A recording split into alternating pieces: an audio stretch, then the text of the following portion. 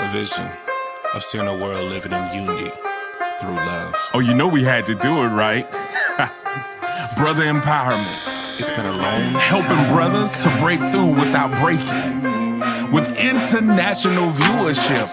That means that we are getting our message worldwide and nothing can stop us from showing our brothers and their family love. So you know we had to do it right. Come on now. Brother empowerment, we about to do it. Let's go.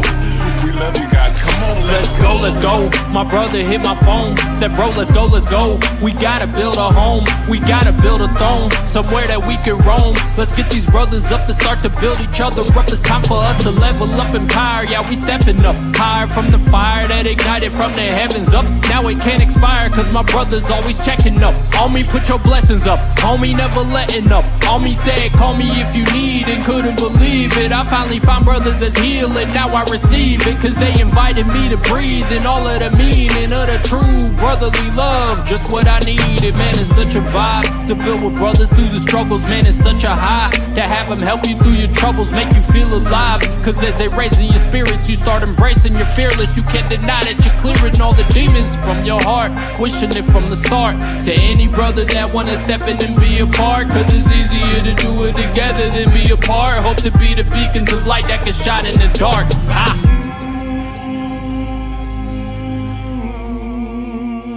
Come on, let's go. What's going on? What's going on? What's going on, everybody? What's good, good people? It's Thursday, so you know what that means. It's Brother Empowerment Day. So if you are new to the show, where you been? Word. How you not know about Brother Empowerment? But no, seriously. Brother Empowerment is a show designed to help our brothers to break through without breaking. This is not one of those bashing shows, but this is an opportunity for us to engage in some healthy dialogue and hope that it's something that is said or shared will help our brothers or positively impact them, their community, or their family and network. So before we get into our special guest, Brother Iconic, how was your week? Give you time to breathe. Yeah. You muted. You muted me. I can't unmute you. It's automatic for the intro, sir. Nah, what's going on, guys? Glad to be here. My week has been good. I have been off of work all week, so that's nice. I don't go back to work till next week. That's So yeah, just trying to fill up the time, doing a lot of reflecting, spending time with the kids and whatnot, working on music. Got a bunch of new music coming out. But yeah, man, how y'all doing?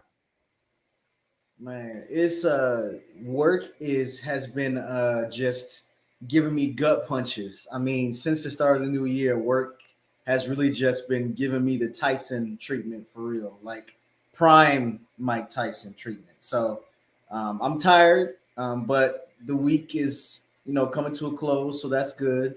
But I'm also just focused. I was telling Jay earlier today that I'm just focused, man. Focused on doing some different things. I'm back in the gym pretty heavy, and I've made some kind of structure for myself at home so I can get some other things done. So I'm focused, but I am tired, straight up. This week has been a whole lot. What about you, bro? Ooh, I'm tired too. Mm-hmm. I can't wait to take a nap. Ooh, I mean like a real nap. Like I can't wait to take one of them in the middle of the day naps. Oh man, where you feel like you slept for like 6 years, but you only slept for like 15 minutes. Yep. I am looking forward to that. Being in transition is hard. Like now, I sympathize with single parents. Woo! I don't know how they do it, because I need some help. Yeah, I'm tired. I'm sleepy. But other than that, man, I've been doing pretty good. We've really been focusing on. We just released the new Love is a Parable promotional video. Yes. That really is value focused and testimonial focused. So that's good because we're about to release our asynchronous learning. Mm-hmm. So that will free up so much space. I can't wait to finish editing those videos, upload it, have that out. Yep. So that'll be a great opportunity so we can start teaching again. Yep. Because I did have some people that asked like when we're doing the next class, and it's looking like it's going to be March-ish. But I'm excited about those things that are happening. So this is the year we're going to win regardless. No matter what is thrown our way, we're going to win. Yep. And so I'm actually excited. We got a special guest on. Yeah, he's been petitioning for his spot. Man, get me up there. Let me in there. He's like a WWE fighter, man, trying to go up for the championship, man. He's like, give me my shot. He said he don't want no guests with him. He said, I want my own block. So he got it. So, Mr. Harold, tell the people who you are, who you is, who you be. What up, fellas? How y'all doing tonight, man? Doing great. We're good. Good. So yeah, man. Harold Lassiter. Obviously, I'm in the mortgage business, so I'm with Southern Trust Mortgage. So I help people buy real estate and get the get the loans that they need. So you don't have to worry about doing any hassle through banks. I just help people, families, single parents, get loans, man, get homes. So the American dream. That's what's up. Okay. Yeah. That's it. That's all you gonna say about yourself? I mean, hey, Why that's me, man. He take the low key route, but yeah. Harold be dropping knowledge. He be researching some things. Yep. He's not the other half, but the other whole of the Lassiter team. You know what I'm saying? Mm-hmm. Of Lenora Lassiter. She's a realtor. You know what I'm saying? He can find the finances. Superstars. Yeah. He always dropping knowledge and throwing them in there. Yep. He researched just about anything, and he play golf. Lenora Lassiter, that is my better half. So without her, hey man, I don't know, but that is my better half. So she has been on your show plenty of times. So she helps her brother out tremendously. So I cannot complain, man. That's what's up. Okay. Right, and you pretty good with golf, ain't it? So I do love, that's my hobby. I'm addicted. Big Tiger Woods fan, and anytime I can get out there and practice and play golf, that's what I'm doing. So any good day or when I'm not busy, I'm on the golf course 9 times out of 10. Yeah, see, we're from Augusta, so we have an aversion to golf because we run. Anytime the Masters come, so I definitely understand. which is in May. Another 2 or 3 months. Yep, I understand. Yeah. You compete in any tournaments, Harold, ever?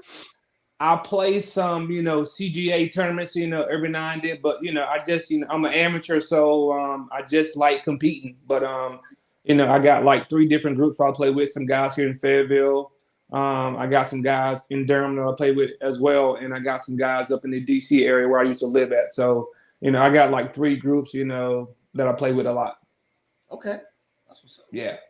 You want to say who our guest is before we get started with the show? Oh, who we have? What you about to say, Harold? No, but my main thing, golf. Again, golf is just a hobby, man. So I like to do that during my spare time, and it helps me with my everyday business life. So golf and business go hand in hand. Oh yeah, there's I forgot who said it, but I think it might have been Michael Jordan or someone who said, "There's many a deal that's been made on the golf course." Absolutely. That's true. You ready? Yeah. So we have first and foremost my Booski, aka Booski, She-Hulk, aka Rashia. Hey, boo. We got Chanel with hello in the building. What's going on, Chanel? Man. I mean, iconic. Be like, don't say it for me. Hey man, that is iconic, man. Like that video. No, this is iconic. No, that is forever burned in my mind. When I watched that thing like 30,000 times. It was just hello. It was dope because it was in black and white. So like it was, yeah. Look, time out. How about bro call me? Somebody, because he got to get a house phone, and that joke is talking about what is the phone? What the phone socket look like? Is that the minute? Is that the minute Ethernet?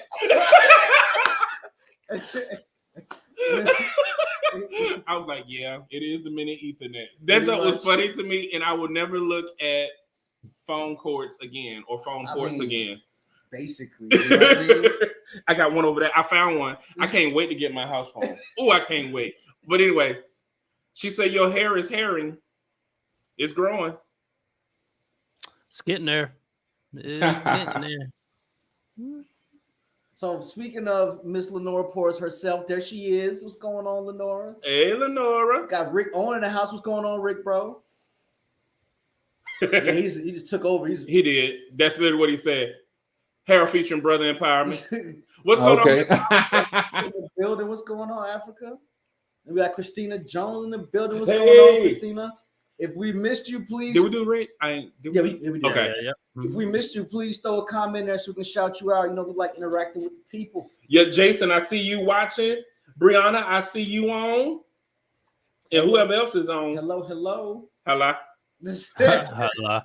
So, Brother Harold, what we do on the show is we do quotables. So we put quotes up there and we share our thoughts. You done been in the comments, so you know we don't really hold back. So don't hold back here. Keep giving it to us. I love Africa so much.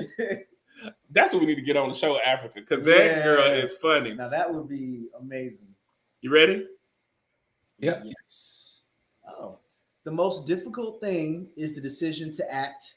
The rest is merely tenacity. Amelia Earhart. Yes, I concur. Yeah, man. Sometimes just taking that step, you know.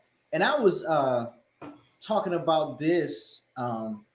Rashid and I we are actually in premarital counseling, and I was actually talking about this just as far as like I used to be a real big self-doubter, and I think about how many golden opportunities I let slip through my fingers because I was afraid to just take the step and just go for it. And that's what that says to me is just having the confidence in yourself to just take the step towards a decision or a forward action is really sometimes the hardest part. Right. Yeah. You know? Yeah. I agree. I think doubt happens to us all a little differently. Mm-hmm. Like my doubt was never in self. My doubt was the impact that it'll make. Mm-hmm. Sure. And even now, I find myself overthinking certain things. Mm-hmm. Sure. And especially like going through like a separation, it really forces you to kind of question everything again. Because you're like, I don't know what is real anymore. I don't know. And so now I find myself questioning myself even more. And it's more about the impact, not that I can do it, not that I'm great, not that I'm talented. It's really on the impact and what that will mean. Yeah. So I think I'm at that place too. So I have to keep refocusing on making a decision even right now. Right. Yeah. I mean, go ahead. No, go ahead. No, please. I mean, at any day, I mean, you got to take that first step, man. I mean, you know, I guess, you know, it's human nature for all people to doubt, you know, ourselves, you know, from time to time. But at the end of the day, no matter what you're going through, or, you know, if it's a job or some goals, you got to take that first step, you know, write it down, or, you know, you got to take that first step. In anything we do, taking that first step, showing the initiative that you want to do something, you take that first step, no matter the result, you know that you can at least, you know, keep going, you know, and keep striving. So, you know, you got to take that first action, that first step, you know, but, you know, it might be a long road ahead, but, you know, you got to take that, you know, as we all say, you know, that step of faith. Yeah. Yeah. Agree. Yeah, Absolutely. I agree 1,000% too. What you had, Iconic? I totally forgot what so for me, usually, can y'all hear me okay like this? Yep. Yes, sir. For me, usually, I'm a control freak.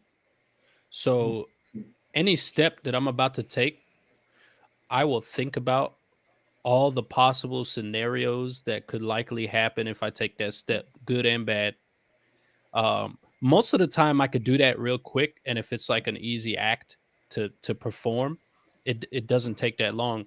But it is, to me, the most difficult thing, especially when you're talking about making yourself vulnerable, right? Putting yourself in a vulnerable position, putting yourself out there, like with music, for example, was very difficult for me to share my very first track because it was so private. I had to think about every possible, how am I going to feel if nobody likes it? How am I going to feel if too many people like it? You know, all of these things, and we get in our own head about it. And that's, I feel like, what makes it so difficult. But then it's like, once you take that step, it's like a whole burden just disappears. Because you're like, okay, I knew that was going to be the hard part, right? Just starting out. And then after that, just like the quote is saying, the rest is just tenacity, is just having that drive to continue after that point. But it's always that first step that holds a lot of people up. Yeah. That's right. Yeah. For sure. It's funny you talk about that too, because I think when we finally make that decision, I think we prepare sometimes for what we want versus what is. And so sometimes it leads to either disappointment or being overwhelmed. Because sometimes, like, even like when we talk about social media all the time, I'm amazed at what reels get all the attention. And like when you put something out there and it's very intentional and you like, no, this is my heart.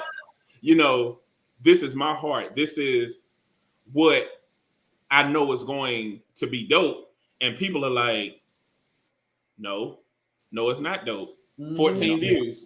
But you put something out there random that you really didn't care about. 3,000. You're like, what?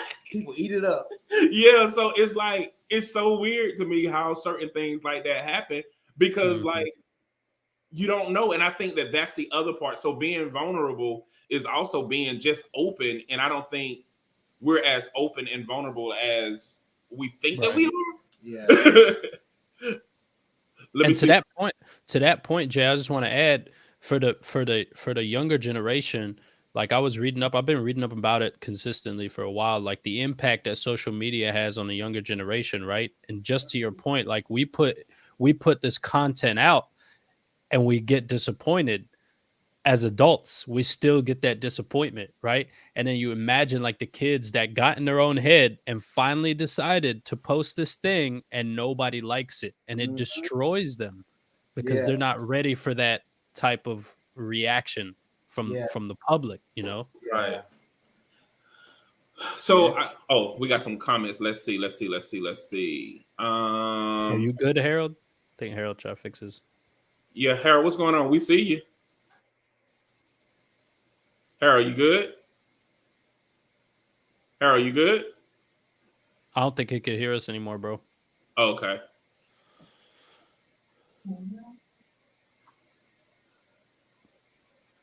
Go ahead. Okay. Yeah. We'll put him down there while he get that straight, and then we'll bring him back. So, Africa said, "Is that a black thing?" I'm not sure what was talking about. Self-doubt. The self-doubt. Oh, Self-doubt. I don't know. To my, because we're all guilty. Oh, got it. I think this is Connie. I think that's Connie. I think it is too. Hey, yeah. Connie. Hey, Connie. There's self-doubt is real. So is privilege. That makes a difference. And then Deuce says facts. Man? What's going on, brother? The Deuce. It'd be the stupid reels. Always. TikTok in a nutshell.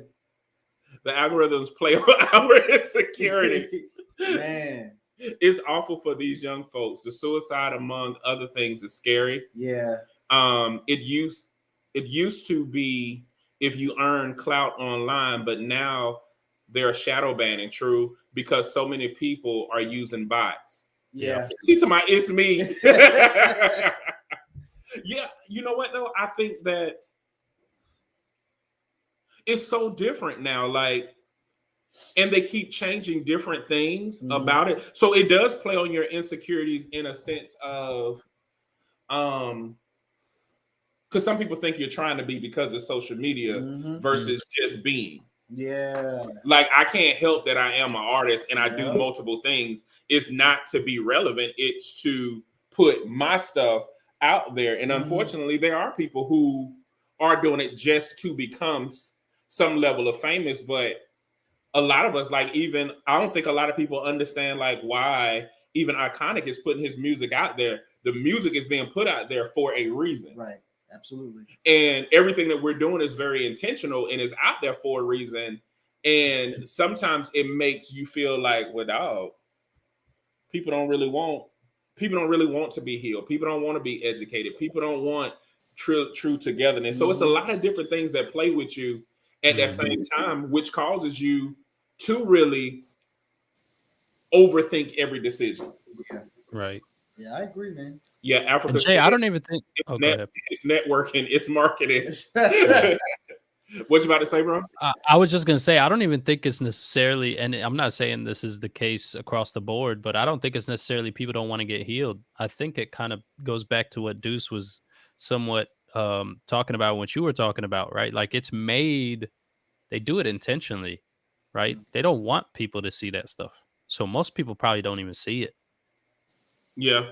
They want to push the stuff that's controversial or really out of this world type content, right? Like stuff that you wouldn't see on a normal day, not Right. serious, all pure entertainment. So I'm just saying that because I'm trying to lift my brother up. Have faith, Jay. People want to be Oh, healed, man. oh no, I think I go to another yeah, it's like because my mind started thinking about other stuff, but yeah, no, I'm good. I understand it. It's like some people we had him on the show. Ricky. Ricky is another one. Ricky we had on the show. Victor we had on the show. Connie we had on the show. All of them are huge TikTok creators, and their content goes far. And I know that they're putting out great things. Whereas Facebook is just stronger for me. Facebook just works for me. And then like we have Ed who's on the show.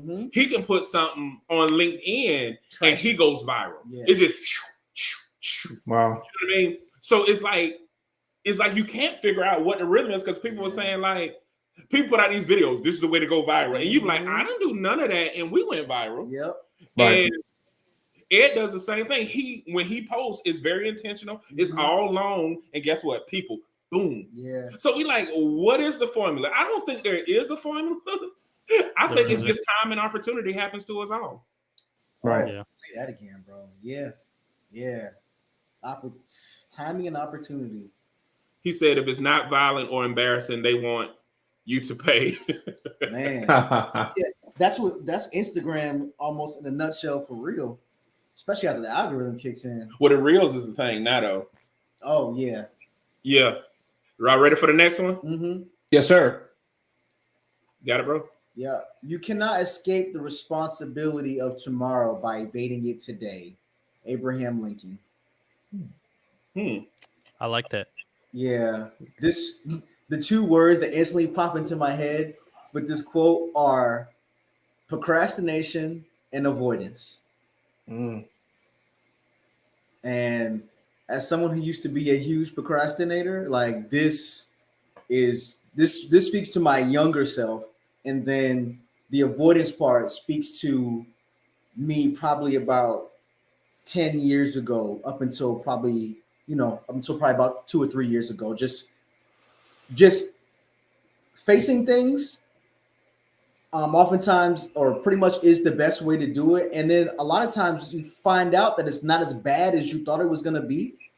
Like, so once you just confront whatever it is and you handle it, get it out the way, or at least get to a point where it's manageable, like you can go on. But if you try to avoid it or evade it, as it says here, you're constantly worrying about it. It's in the back of your head. It's like it's creeping up on you.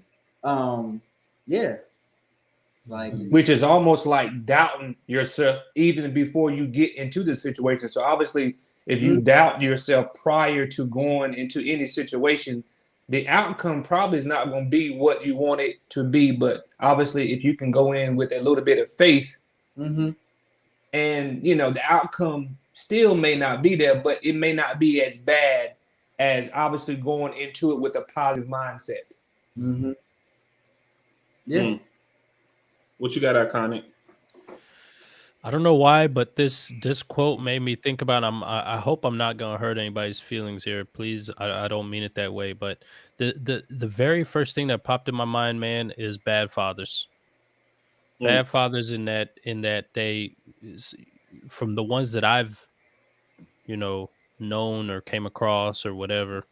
And bad, I mean, because responsibility, the very first thing that hits my mind, responsibility is family. And there's a lot of people in this world, man, that they try to escape that responsibility for real. Like they completely avoid it. So it's, to me, regardless of whether you try to escape it today, it's still there tomorrow. If you move to the other side of the world, that responsibility don't go away. You just avoiding the responsibility. Right. You know what I'm saying? So for some reason, that's the very first thing after I read it popped in my head, man. Yeah. Hold on. Lenore said, we cannot run from our problems or issues, but they will show up the next day until we handle them. Mm-hmm. I guess I'm looking at it a different way in regards to the escape part. Mm-hmm. Mm-hmm. Because escape, you only try to escape from places you feel the pressure or you feel bound by. Mm-hmm. So some responsibilities do feel like prisons. And even though, you can't escape it, is the part I think that really resonated with me. You cannot escape the responsibility of tomorrow, which means, yes, it's going to happen, but it's such a burden-filled slant. Like being a parent, even using your example, because I thought about that real quick too. Being a parent, they sell it as if it's all enjoyable. Mm-hmm. Being married, they sell it like it's all enjoyable. I'm being dead up serious. It's like they tell you about the good things. Yes, the baby is cute. Yes, the baby is awesome and all of them things, but you got to keep feeding it. It don't go away. It's like there. And it grows. Cleaning it. Right. It has its own personality. It has its own thoughts. And that's the same thing about like when we was talking about the show about buying houses. Mm-hmm. Everybody's saying, get a house, get this, get that. Mm-hmm. Yeah.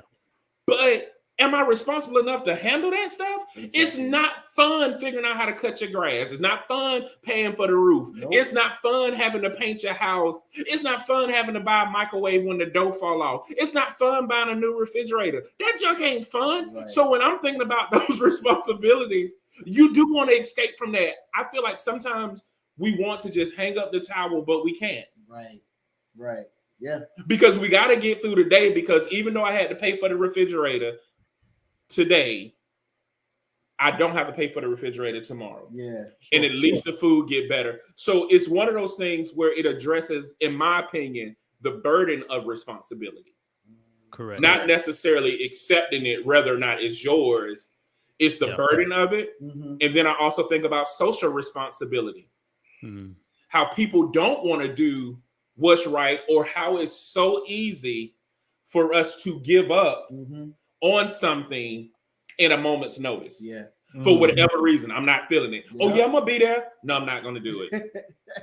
Oh, yeah. Or if I piss you off, all of a sudden, like everything we talk about don't matter anymore. Yep. No, so it's a lot of those things that we tend to escape, or we try to escape, but do our responsibilities feel like burdens would determine that? Because there are some responsibilities we don't ever look to escape from. Yeah. Because they're easy. Or enjoyable. Or we don't think about them. Or reciprocal. Mm-hmm. Or Right. reciprocal. So now just going back to what, my brother said, my daughter lives in New Jersey. And, this past year, she had her 16th birthday. Mm-hmm. So, just to make a, long story short, I left Jersey when my daughter was 1. So me and her mother, we, separated, all those good stuff. But so I wasn't there for like 16 years. So when, my daughter's mom said, hey, at the, Sweet 16 party, I want you to give some words. And I'm like, ooh, I don't want to do this because, I'm like, what can you say? But my point is, you're talking about fathers. If we're there in the same town with our daughters or 8 hours away or across the world, we still can do our responsibility and be there for our daughters, even if it's in the same town or 8 hours away. So that's a responsibility that you cannot shake. You can't escape from from that responsibility. So, some things we just can't escape from. Some things that we look to not do or don't think about. But, and again, as Black men, we have the weight of the world on our shoulders every single day with families, our kids, our wives. So everybody is counting on us. So when do we ever get a downtime to just thinking, oh, well, it's about me? But you really don't. We got wives, we got grandparents, we got our kids, all those people and things are counting on us each and every day. So, we're being hit up and down, left and right every single day. So it doesn't stop. So you just got to be man enough and just take the punches and roll with it. Yeah. And we are conditioned to sacrifice our dreams for the sake of something better. Right. And they're like, a lot of times they'll say, yeah, you get your true gratification out of seeing your family healthy and protected. You like, no, it's not. They taking care of, but I still want to do this. Yeah. You Sure. like, you're in the movie. I want to sing, mama. You know, it's like you And can't it's- do the things you want to do because of these responsibilities. And we act like, and we lie to ourselves like, yeah, my baby had a dance recital. But you remember when you were a dancer, you like, I want to dance too. Yep. Yeah. Yeah. And it's like, and people teach you like, well, why do men do have to sacrifice a whole lot of that though? Well, our spa day. I'm for real. Like, where's our spa day? Where's our day to let our hair down? Where's the day that we do a lot of those things? And I don't think that it happens. And people say, oh, you should treat yourself. Yeah, it's me treating myself. Like I treat my family, like I treat everybody else. Where are those things coming from? And I think that, again, this one got me because it said escape. And I just felt the burden of that responsibility. And we don't address it sometimes like I'm committed to it, but it's just not fun. Yeah. Yeah. Sure. Oh, man. I love that you mentioned that too, Jay. Like sometimes we have these dreams that we literally are sacrificing just for the family. And I think about it almost every day, man, when it comes to music. And I don't like to think about it, but it always pops in my head. Like, had I not gotten married and gotten children, I would be much further along in my music career because I can't give it as much time as I want to. I can't give it as much finances as I want to because I have all these responsibilities that I have to check off. And then I could focus on this, which is like very minor compared to that. You know, if in a 24-hour day, I spend the majority of it at work with family. And if I'm still able to, then I could work on me, right? Then I could focus on me. We're always putting ourselves last. And I'm glad that you mentioned that. Because I think about it. I don't think about escaping, but I think about the alternate reality had I not made that decision. And I think that those things are our escape at the same time. Like when people think, well, we're escaping, it's not to go goof off. It's escaping into your true passions. Like that's why we can't let it go. And like you, I'm thinking more about my mortality. Like, am I running out of time? Because now that I am in my 40s, it means nothing to look young. You're still old. How much time do I really have? And will I ever get a chance to see these things, you know, fully into fruition? Those things really bother me too. And it's like, so the escape, the assumption is the escape is to goof off, but sometimes the escape could be for fulfillment because your responsibilities may not necessarily be aligned with your fulfillment. It's just some tasks that you have to do along the way. Yeah. Right. Absolutely. And There even was a there, guy. Jay, like, I was just gonna mention, Jay. You were saying you know, the mortality aspect of it. I think about that too, and I'm trying to find peace. I haven't found peace with it yet, but I'm trying to find peace with me building my own children to take over after, right? And that bring me this quote unquote fulfillment. Because if I can't achieve it, at least I have a legacy that I can leave behind and they can fulfill it for me. But that right there, to find peace in that is difficult because what if they don't want to do it? You know what I'm saying? It's your dream too. So you have like this passion for this dream, but yeah. That's good stuff, man. Sorry, go ahead, Harold. You were gonna say something. My bad. No, I mean, I was just, just thinking, we all have jobs. And last week there was a gentleman, he goes, why do you work so hard? Or, what do you do? I said, I work hard for myself first because you got bills. There's things I want to do, goals, things you want to buy. And he said, well, do you work hard for your family? I said, I work hard for me first because, money, changes things. But also when I work hard, my family is going to reap the benefits of it. So you have to do things for yourself. And obviously the people you love, they're going to benefit from those things. So, a lot of times people say, well, I'm working for this, I'm working for that person. No, you're actually working for yourself because there's something that you want to buy, dreams, goals, businesses that you want to do. But your family member, those are the people that's going to reap the benefits from you working hard.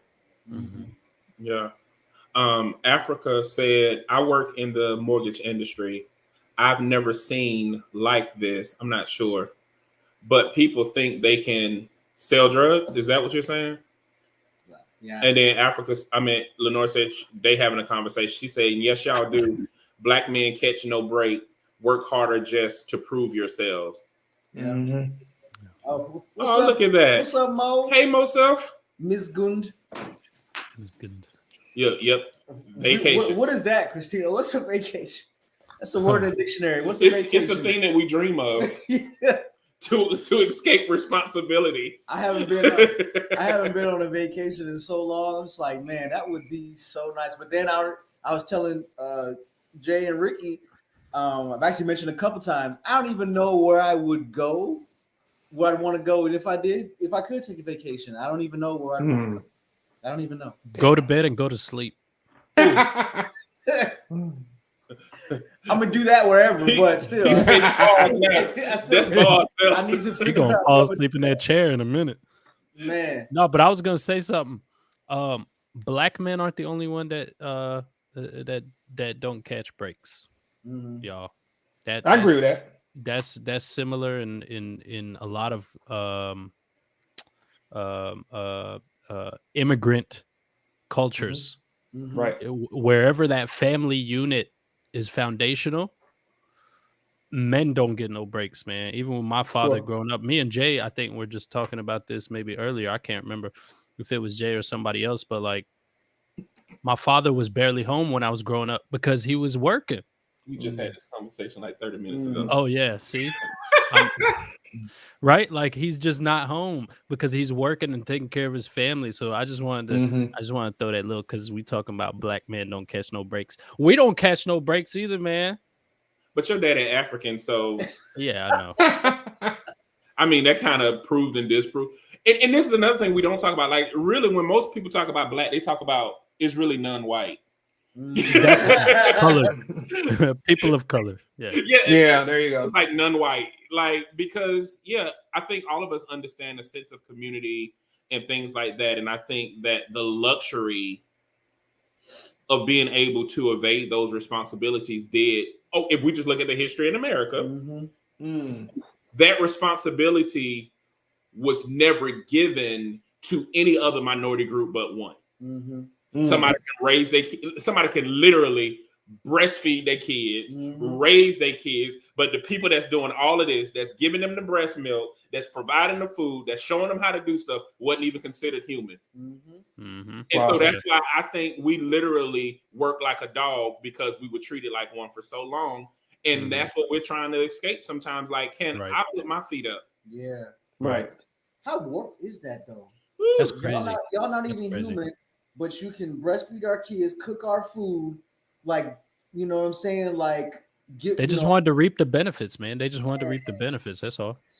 Yeah, I mean, it's crazy because of how the stereotypes that are forced upon, that have been forced upon black people. And it's like, man, like us being lazy and doing all that stuff. It's like, wait a minute. We tired. It's like, wait a minute. There's a group of people that did all this stuff because they didn't want to work and they wanted free labor, but we're the lazy ones. But anyway, before I don't want to go off on a tangent. Can't be home with my kids because I'm raising yours. You know what I mean? Like I'm, you know what I'm saying? All that stuff. Like I'm building your infrastructure, all this other stuff. So you being too Black History doing Black History. But you talking about free labor. They got free labor. Yeah. Trillions of dollars worth of it. At least. Like, and there's still cultures in the world that do that, right? Like where, like just like the breastfeeding or raise my children and they still do that overseas. Like a lot of cultures do that. Even my father, from my family, there was somebody in the family who was like raising and breastfeeding the kids. Wow, that's amazing. Yeah. And I always wonder, I guess this is making me go into this, like, why is the one who is attempting to achieve more than whatever that status quo is for that community or that village is burdened with taking care of this village? Like, I always think about this, like, even in my family, The one who's staying at home with grandma, who ain't doing nothing, they know they ain't doing nothing, they leave them the money. Yeah. But the one who is truly working, trying to do the best by them, they don't leave them nothing. They say, because I know you're going to be all right. Right. Yep. Right. I think we're doing this backwards. Yeah. Right. And, so, and I think we don't understand who the true need is. And even if we look at America, even when we start talking about things, the working class is never really taken care of. Nah. The poor and the wealthy are taken care of. Yep. The working class is always forgotten, and that even down to the family structure. The ones that appear to be okay, nobody come and help them watch their kids. Right. Nobody giving them money. Nobody giving their kids Target gift cards. Yeah. Yeah. It's like it's always that burden on being successful. And I can't speak for any other one because all I know is I know I'm black, and I know in the black community, it seems like if you're successful, now you got to take care of all of us. Yeah. Why do we have to do that? Breaking the barrier, but also putting the progress on your back and carrying it is I mean, I want to say unfair, but it's taxing. Like you telling me I gotta keep going. I gotta keep the weight that I have on my back, I gotta keep that, but then I gotta go push and grab some more weight. And fight you while doing it. Right. Like my family, I don't come to discuss this. I'm not coming there. When I come to discuss this, they live there. I'm tired. I have to come back, and then I have to go to work, and I need to take an extra day off because I'm tired from going down to discuss this. Y'all come visit me. Right. Oh man, you said a word, man. Everybody. Well, most people who know me know I'll jump in the car and go see somebody in a minute. But man, after years of doing that, hey, we haven't seen you all year. Well, last time I checked, you have a car too. I got some space for you if you do come around this way. Right. But I'm tired. Like I'm tired, man. I'm tired of going to see people. Cook me a meal. Come cook me a meal. Like I think that's the escape of responsibility that he's talking about. That's what I'm trying to escape. Yeah.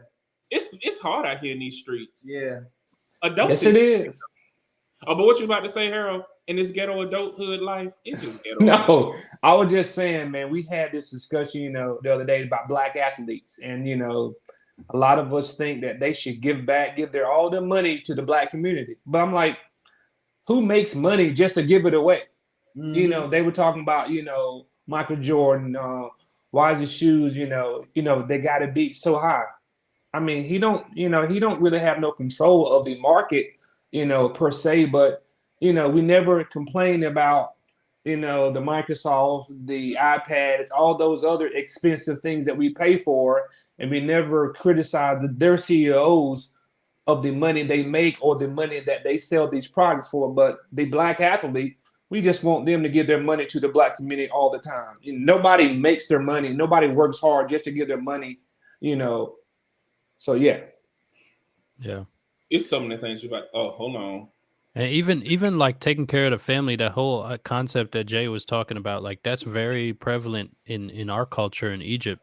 And my dad, he was the only successful one of all his brothers and sisters, and he was the youngest. He wasn't the oldest. He's the baby of the family, but he's taking care of the family. But to him, and I'm his only son, and I'm the oldest. So if he's taking care of the family, it's gonna be my turn when he passes, because who else is gonna do it, right? But to me, that's, I don't know. I find pride in doing that.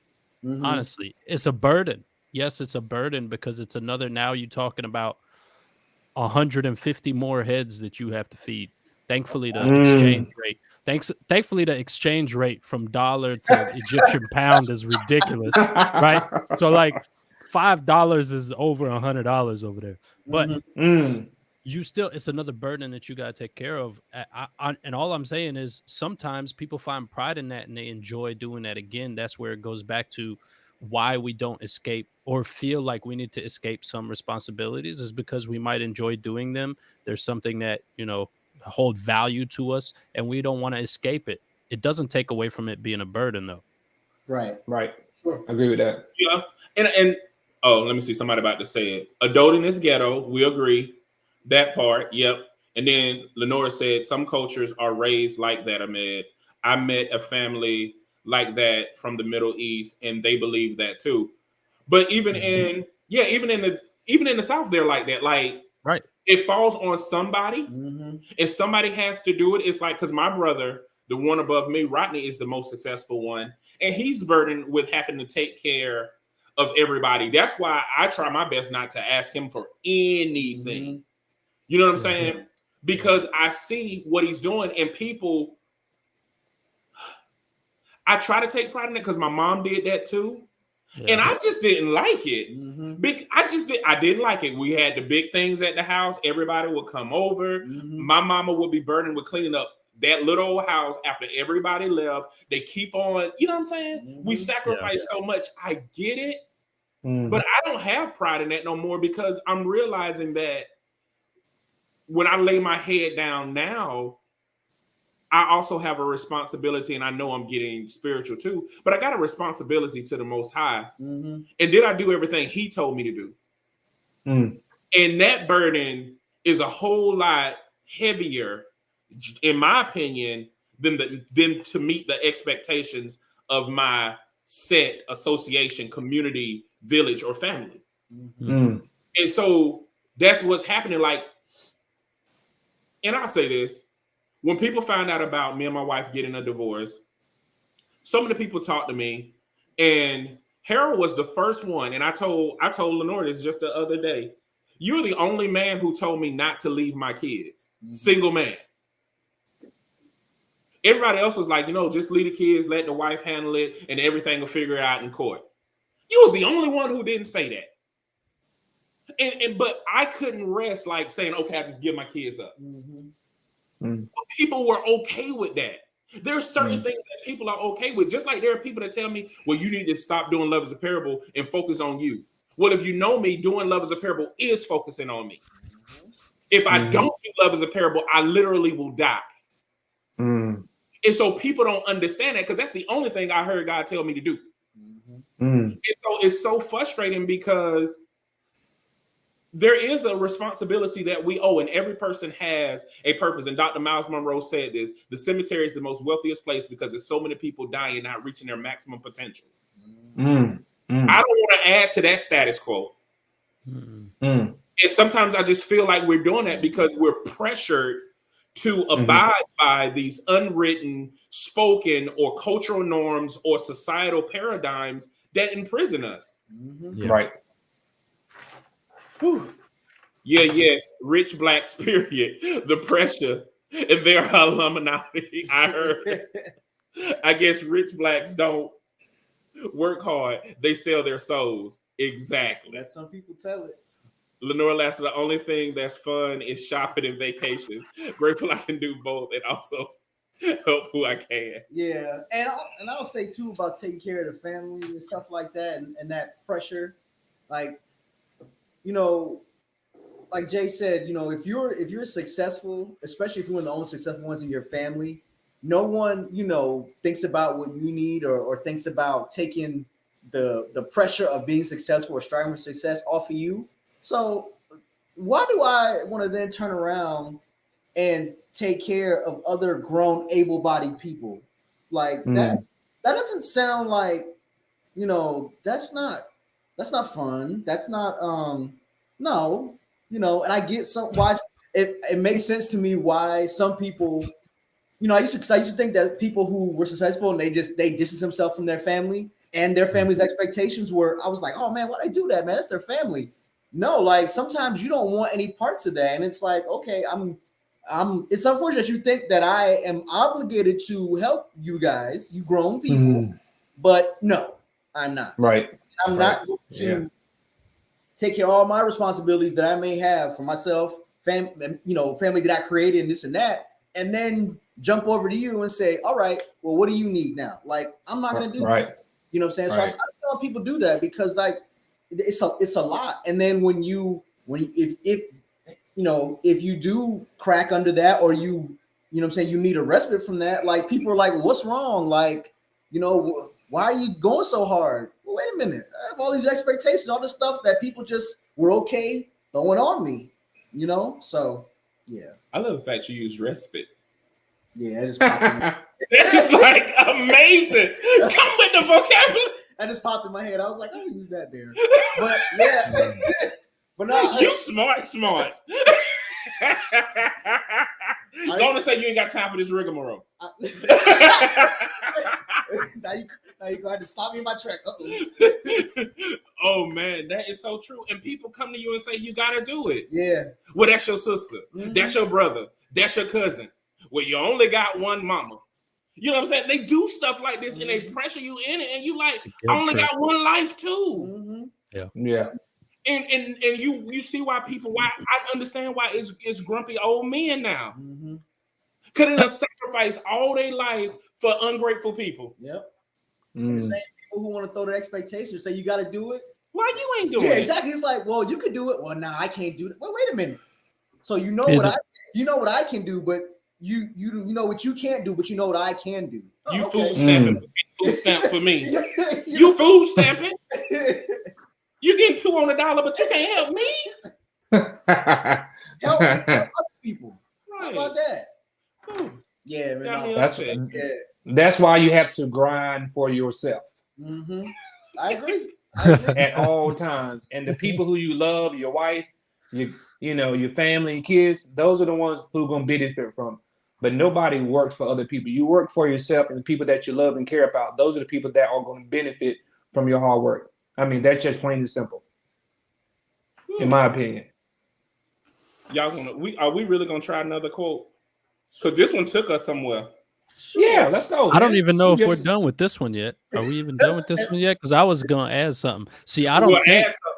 So I don't think. So I see what you're saying, Cordell and Harold and Jay, but to me, it's situational. It's a case by case basis, right? So like, I'll just use my family's example. My family in Egypt is a whole different world. Mm-hmm. If you don't come from a rich family, you're not gonna make it. You stuck. There's no way. I don't care how able-bodied you are. You could be the strongest, most fastest human being in the world in Egypt. You still gonna be at the bottom. Mm-hmm. Because if you don't have the money to rise, you're not gonna rise. So in that situation, they can't really do but so much. In that case, yes, I'll take on the responsibility and help out because I don't live in that situation. I have a better situation. And the purpose behind that, the intention or the motivation to do that goes back to kind of what Jay was saying. Our responsibility, first and foremost, is to God. To us, God told us take care of our family. So I got to take care of the family. That doesn't just mean wife and kids. To me, that means wife and kids, mom and dad, sisters, in-laws, whoever is considered family to me, even y'all brothers, whoever's considered family to me, then it becomes my responsibility to take care of them if the need presents itself. Got you. Oh, absolutely. I agree with that. Yeah. I'm sending you a bill. Yeah. Which bill you want? I'm going to send you one. Mm-hmm. I need it. Hey, listen, if y'all help me make it to be the greatest rapper alive, I got everybody. I'll take care of y'all. Did you say if we help you? If we help you? If you help me. Colored man, we ain't helping you now? I didn't say you weren't. Right. Well, why you talking about if? You better say continue to help me. Yo, keep on helping me. Right. Keep on Somebody help me, please. I need help. No, I'm just messing. But for real though, I mean, that's something that's so ingrained in me, and that could be just because that's who my father was. Right. He ingrained that to me. I remember when I was a kid, and I'm talking about 7, 8, 9, 10 years old, he would leave the house and he would be like, son, you the man of the house. You have to take care of the family when I'm not here. And he would say that to me every single day, to the point where now it's so ingrained, I can't even get rid of it. I feel bad not doing it. Now it's because, it flipped around on me. So if my sister asks me for something, and I don't do it, or I say I can't, it's gonna destroy me on the inside because it's so ingrained in me to do it. It's so many things I want to say about that, but we ain't got enough time. Mm-hmm. I get it. I do get it. And I think that it's not necessarily, in that case, a cultural thing. I do think that that's a family dynamic because it's very similar to the South. Yeah. Yeah. I think what changed me is that my family literally turned their back on me. So I've been homeless. I had to fend for myself. And I realized that, you know, and this is not at you, this is in general, how people uphold certain values, but where was your faith when you allowed me to be homeless? Where was your faith, you know, when certain things happen? It's like we pick and choose and then we pressure people. Now that I have made it, you know how many people said, see, it's good that you went through that. No, I would have been better off if I didn't go through it. Man. Yeah, it's like, yeah, you see, it makes you better because you went through this and you did this. No, I still had this work ethic regardless of this situation. Right. This It's was almost like they're making an excuse for themselves. Yeah. That's what happens. And it's like, so my family is, I've learned several things. My family is those who are family to me. Blood means nothing to me. And I do agree, like, it's just that relationship. But I also realize that people have a right to decide if they want to be a part of that. So those who say that, you know how many people have said, Jay, I love what you got going on. They have attended the classes. Some have attended the classes for free, have reaped all of the benefits for Love is a Parable, have grown tremendously, not knowing that Love is a Parable is 20 years of my life. But there are random people who will come along and bless us financially and open doors for us who didn't even know us for 5 minutes. But people who have known us for 5 years, known me for 40 years, have not done anything but talk about their support. And if heaven forbids, if Jay say, no, you really haven't supported me. Heaven forbid if Jay say, yeah, you on the website, but you ain't really did nothing. Heaven forbid Jay say those things. Now I'm mean and ungrateful. I'm ungrateful for the lack of support, but I should be grateful for the support I'm getting, which is really just a visual aid. Hell, they got stock images I could use. So it's those things that make me look at things differently. So I know who my family is, and I know who my real supporters are, and they are there. And when we break off, it's like, it's no conversation really to be had. It's like, you know, you ain't really helped. Why are we talking about this? So that's what I'm saying. Sometimes it's the pressure of those who don't deserve it, but feel like, oh, because I have an affiliation, I should reap that benefit. That's where I'm going more of, not necessarily the responsibility to take care of your family. I get that. But it's those who say, well, I'm Love is a Parable adjacent, but you ain't helped Love is a Parable do anything. So those who say that they are, you know, iconic adjacent, I helped you. You didn't even, I came to you. You came to my free event, but I came to your paid one. Right. They don't add up. Right. So it's those type of things that I'm talking about more and more when I'm thinking about this. And sometimes it got to be no, even if it is your sister or your cousin. Be like, we share the same last name, but we don't share the same spirit. And it depends on the situation too, obviously. Right, it does. But because, you know, at the end of the day, I think all men, they're responsible, or responsibility is their family first and foremost. But, you know, back in the 40s and 50s, man, women didn't work. So the man had to go out. So it's stress. So you trying to make it on one account, that just don't work. Now is 2022, and you still have some women who don't want to work. But, you know, man, these days, you know, you're not getting that same Happy Meal that, you know, 20 years ago for $2. Now that same Happy Meal can cost you $6 or $7. $9.42.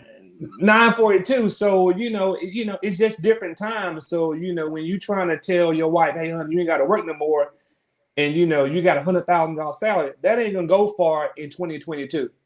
I mean, it's just not. And we complain all the time, but, man, and, you know, we look at our counterparts, you know, doctors, lawyers, you know, whoever, you know, some of their spouses are not working.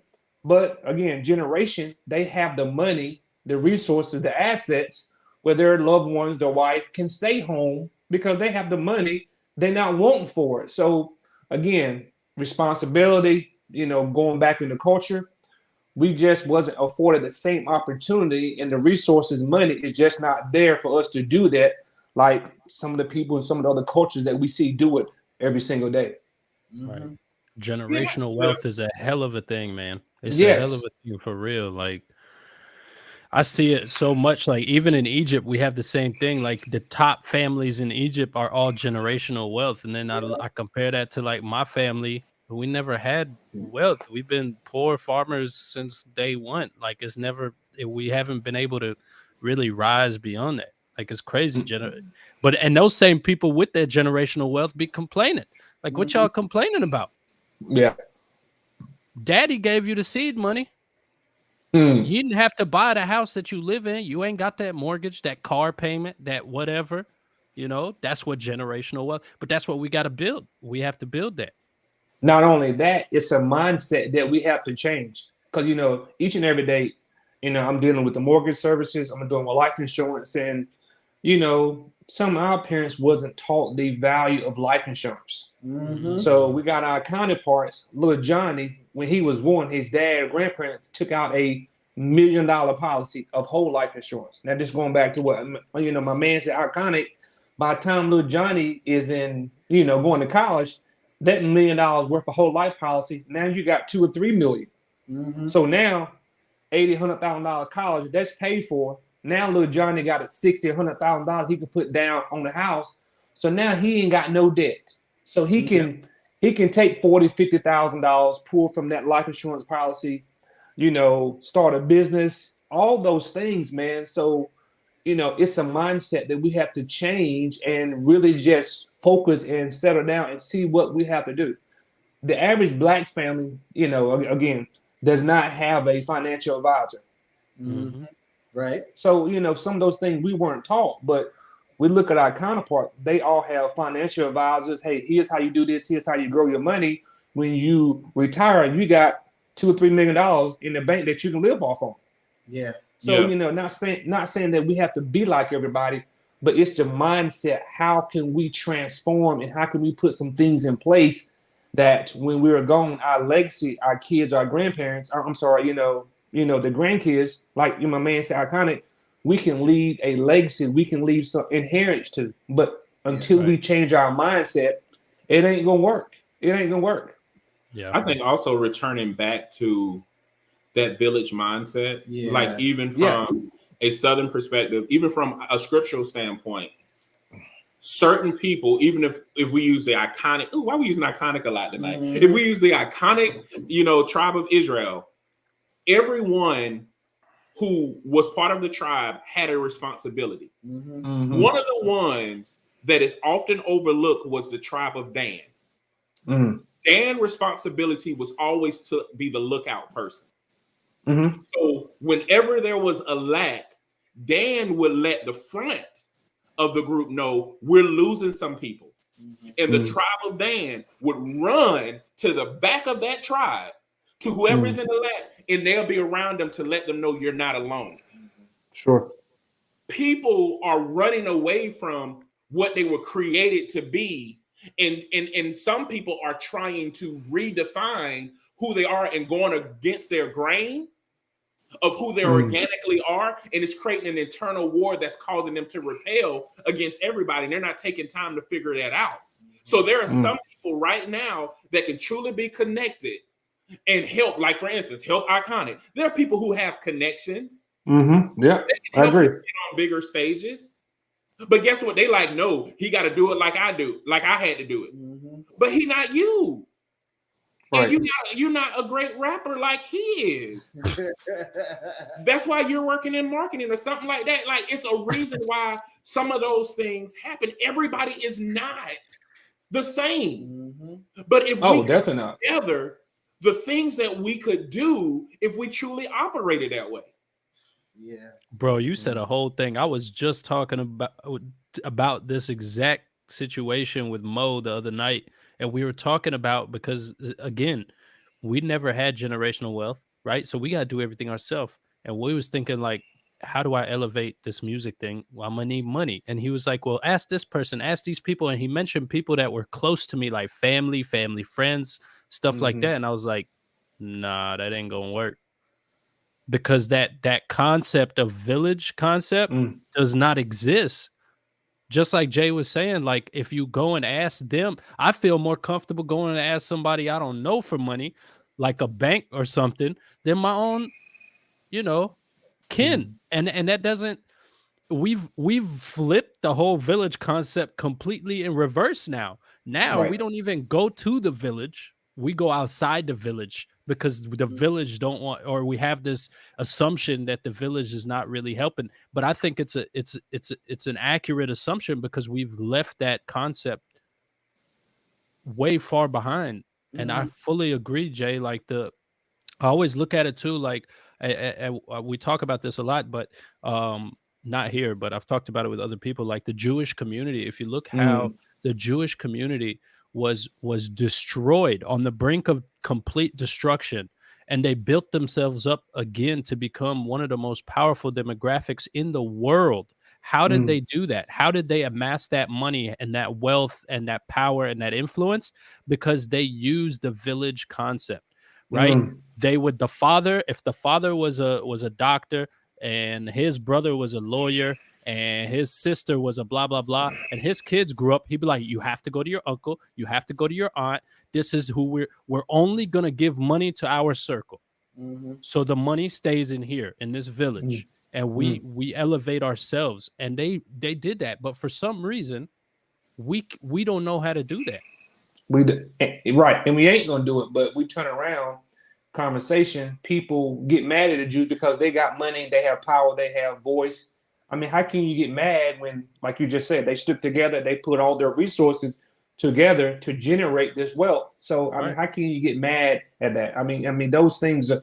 People work hard to get those things. And so, again, it's a mindset. But until we change or bring back the village model, friends, churches, family, people that we know, talk to those people first versus going outside of the circle. Because people outside the circle, they don't know you like your family, your church family do. So they can tell you what you want to hear.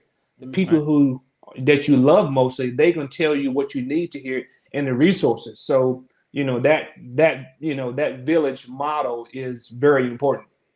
And I will say every minority group, including the Jews, though, receive some type of reparation to kind of help them.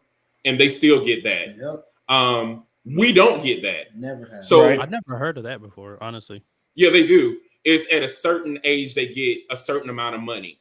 And From that's to this day. From the United States government? Yeah, that's part of the It's a whole list of reparations that can outline it. Yeah. The United States government has given money to a whole bunch of people besides black people. I didn't get no money. Where's my money? You black in two countries. So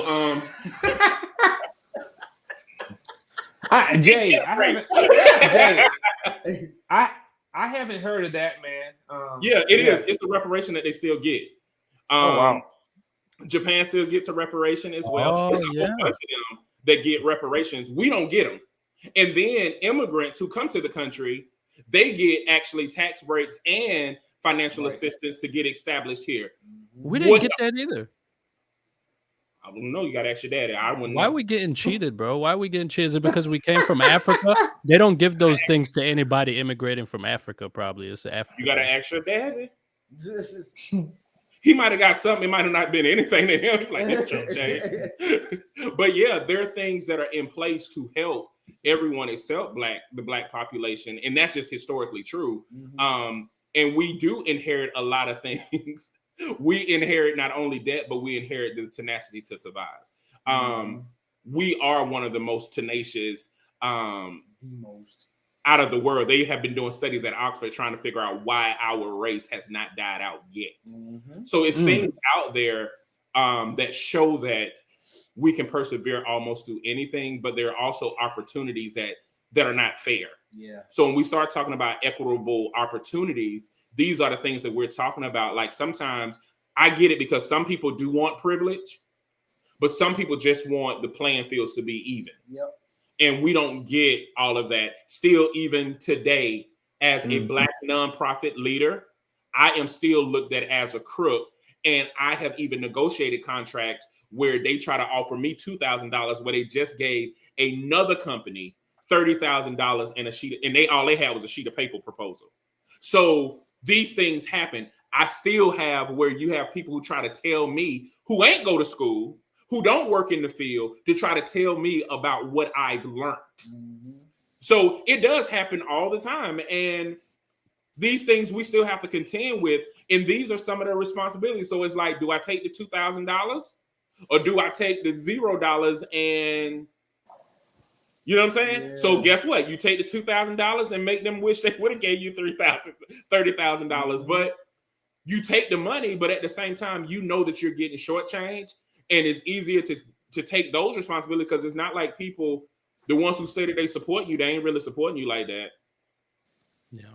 So I mean, we're gonna call spades. There's a whole bunch of them out there, y'all. We don't. We ran all over the time. We done ran all over the time, and it's comments, guys. I'm gonna let you talk, bro. Hold on, let's go all. Great day. I'm good, bro. Great day. I'm trying to Sharon hear. said, hey, I'm trying bro. to hear Harold. Sharon just had a baby. Congratulations again. Congratulations. Yeah. She said, Caleb, what's up, Caleb? Baby Caleb. That picking yourself up by the bootstraps mentality. Oh, Tara, hey, sis. Hey, big sis. She said, heaven forbid. And Sherry said, don't forget to allow your male child to be a child. If my husband tell me I can stop working, I'm putting in my 2 weeks. That part.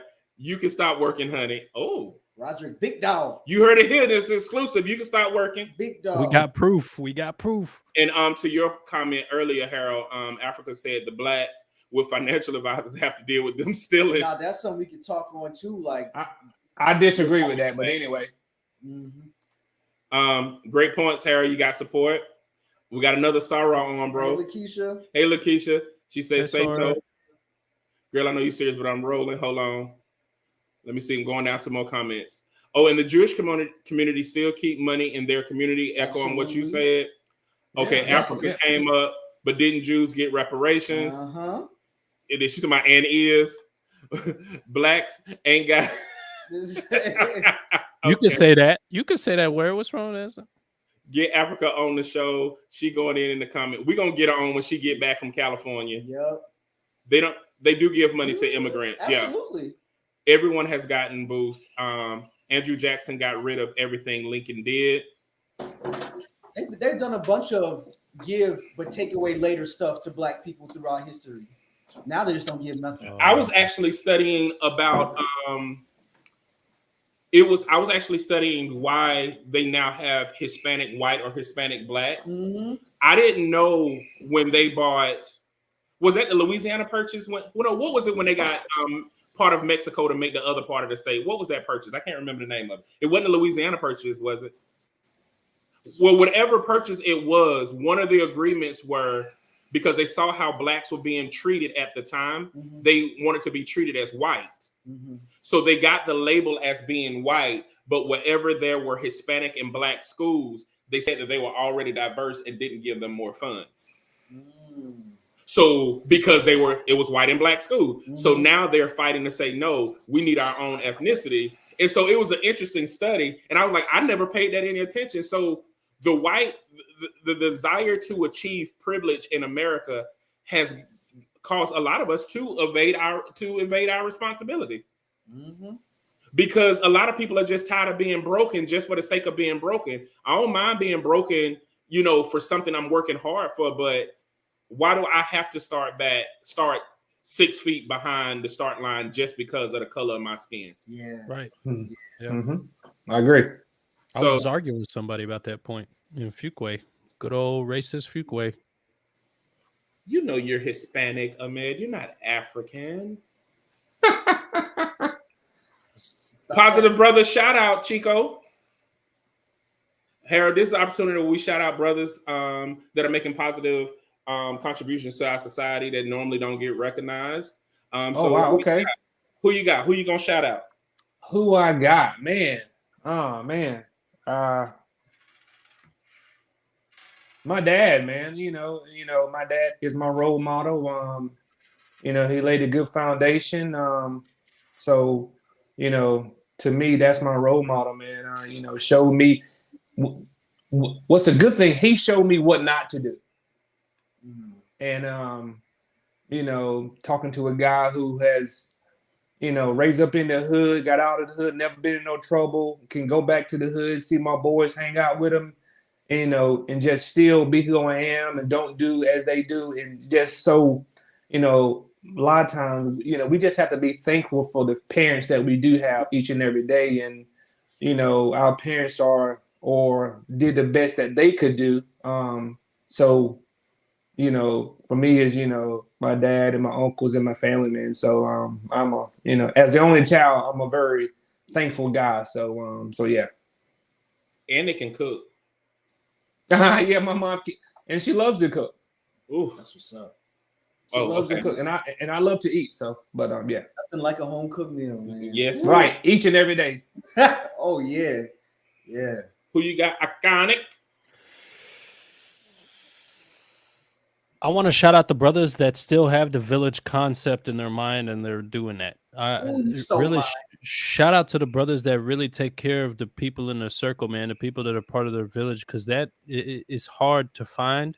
It's really rare that you find that anymore at all, and it's really sad that it has to be that way. So shout out to the brothers that still hold on to that and act on that mentality. Very nice, very nice. Yeah, he sure did. Just straight pilfer my joint. Well, Harold took mine. I was actually going to shout out my father. But, oh, okay. Oh, so he pilfered yours, so he's gonna pilfer mine. Oh, well, that's a real village concept. You're coming with the vocab tonight. Brothers share, bro. Sharing is caring. No, I don't want that village concept. You keep that one. Shout out Hamdi. Like I like to shout out Hamdi. Don't use his government name. Let me ask you guys, you know, this is a quick question, man. No matter what we're going through in life, if it be work, anything, what's the only 4-letter word there is that can conquer anything that we're going through? Damn. Cash. Not playing. No, I'm saying cash is good. Love, man. Love. If you show people love every single day, half the stuff that we got going on, man, love can conquer all, man. But you know, it's just going back to what my man said, iconic, you know, in the village there's love, man. I remember growing up and man, you go to your neighbor's house, they're gonna cook food, you act up, they're gonna beat you and tell your mama when you get home, your mama gonna beat you too. But you know, those days are just long gone, and until we can bring a village back with the church, with the community groups, Boy Scouts, Girl Scouts, all those things that we did 20, 30 years ago, man, that we loved, and you know, the world was just a better place. We can get back to some normalcy here, but the village is very important, and love is, you know, love is a powerful word that we can use each and every day. It, you know, and not only that, staying positive each and every day. You know, my Facebook, I send these positive vibes out every single day because you never know what people go through each and every day. And so if they can just hear something positive, you know, it can, you know, it's just a good thing to do, man. So, you know, I'm not a perfect guy, but love is, you know, I try to show it each and every day. It may be hard love, but love, no matter who you are, man, it can help change everybody. So if we can just show a little bit more love, be a little bit more lovable, flexible, understanding, you know, we can conquer a lot in this world that we're going through. If it's race relations, politics, because I don't care what side of the aisle you're on. As long as you love your brother, and as long as we're trying to get to the same end goal, that's, you know, that's what it matters. So, you know, love is powerful, man. I love you, Harold. Love you too, brother. For sure, man. That's a first. Yes, it is a first. This is first. It is a first. What's the first? Somebody interrupt Brother Empowerment to start over a whole nother discussion. But we appreciate it. Hey, come on, man. He was shouting out love. That's this your show. Harold says it's my segment. No, but we gotta appreciate the first, because these first, when they happen, we be like, okay, that's a first. Yeah, we make a record of all the first. Like, but these shows are great, man. Every Thursday, I mean, man, you know, I don't get on it every day, but you know, every Thursday. But sometimes, if it's just hearing you guys for 5 or 10 minutes, something I'm going through, and I can hear you guys talk about it, man, it enlightens me, or it gives me ideas or powerful meanings that I can use the next day. So, you know, don't think that what you're doing every Thursday is going in vain. But there's somebody who can take the dialogue, put it to use, help you overcome what they've been through that day. So, man, you know, this is powerful, man. I agree, bro. Definitely We appreciate you and we love you, man. Yes, sir. Absolutely. But yeah, I would just say, I was just shout out the brothers, man, who just really, the really reciprocal brothers out there, man, who just You know, there are brothers out there who, when they interact with other brothers, they're looking at what they can get from the situation or get from the connection. Like they're looking for like a tangible, like a something they can get. I don't know, it's almost like a reward or something like that, or some kind of asset they can get. But I want to shout out to truly reciprocal brothers, man, because a lot of times that's what men truly need, is really just true reciprocity and fellowship and brotherhood. And a lot of men don't have that, and that's really what they need, not someone else who's trying to get something from them or make their connection one of figuring out what the advantage or the come up is going to be from having that connection. So, and I just want to shout out y'all brothers, man, like, you know, because I love every Thursday, man. This is my highlight of the day, man. Like coming here and just fellowshipping with y'all, man, it's great. So I want to shout out all y'all, man. That's it. Thank you. I appreciate it. Hey, Jay. Yes. I have one more shout out, if you don't mind, man. So Jay, look, this will be very quick, man. I just want to shout out to my brother-in-law, Roderick Williams, man. Him and his wife had a lovely baby last Thursday, man. And, you know, that's a great guy. He's going to be a great dad, but, you know, just a guy that you can talk to every day. He doesn't complain. You know, we share ideas with one another, man. So just a really good guy that you can lean on, you know, good, bad times. And, you know, you don't find good men like that today, but we all have some guys in our family that you can just talk to, share ideas, and you ain't got to worry them saying about nothing negative, just positive vibes at all times. So that brother, I know he's going to be a good dad. And, just a shout out, to, him and his wife, and obviously my wife, my better half. So somebody who, tries to keep me on the straight and narrow path. So, but, she's been doing this podcast, a little bit longer than I have. So I'm sure she's going, give me some feedback or something. But, this was great. And thanks for having me on the set tonight, man. You family, man. Oh, it's my turn, man. Your turn, bro. Oh, I'm gonna give a shout out actually to my dad. For those who don't know, when I was a homeless teen, my dad took me in, and it says a lot. We talk all the time about people taking care of their kids or people taking care of their, stepkids, but it says something about a man to take care of a kid that's not even his seed, not even connected to him or nothing. And anytime I needed him, he's always been there. And I usually don't lean on people really like that because I have issues. But my dad came up here this weekend and just hang with me, and just hearing your dad tell you that he's proud of you, right? That he loves you and you're a good man. That meant a lot, man. So I definitely want to shout out my dad, Tony Brown. Thank you for taking me in when I was 17 years old. And thank you for being there now that I'm 42. And I can just lean on you, man. And just, that really helped me a whole lot more than I realized that I just needed just to spend some time with my dad. And he came up here, my other mom came up here, and we had a great time, man. So I'm going to just give this whole shout out to my dad for being there, especially those men kids that are not their seed. Yeah, right. For sure. That's powerful, bro. So everybody else, we say this every time. If you feel that there's nobody in this world that loves you or care about you, you just met 4 people that do. Please make sure that you tune in next week. Harold, stay on. But everybody else, we will see you guys next week. Love y'all. Peace out. They raising your spirits, you start embracing your fearless. You can't deny that you're clearing all the demons from your heart, wishing it from the start. To any brother that wanna step in and be a part, cause it's easier to do it together than be apart. Hope to be the beacons of light that can shine in the dark.